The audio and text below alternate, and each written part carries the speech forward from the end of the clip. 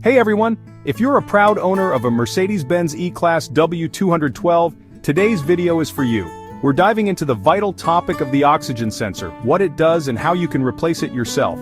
First off, why is the oxygen sensor so important? This little device measures the amount of oxygen in your exhaust gases.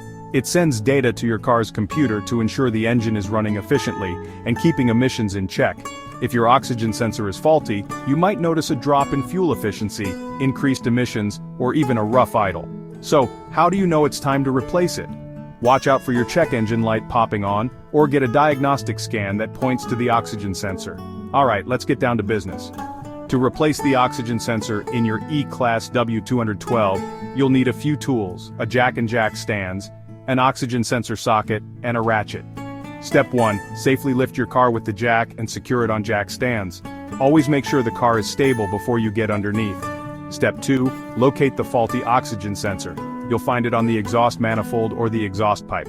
Step 3. Disconnect the electrical connector. This might be a bit tricky, so take your time. Step 4. Using the oxygen sensor socket and ratchet, unscrew the old sensor. And finally, Step 5, install the new oxygen sensor by screwing it in place and reconnecting the electrical connector. Once everything is in place, lower your car and start the engine. Check to see if the check engine light is off. If it is, you've successfully replaced your oxygen sensor. There you have it. It's a simple job that can save you a lot of money.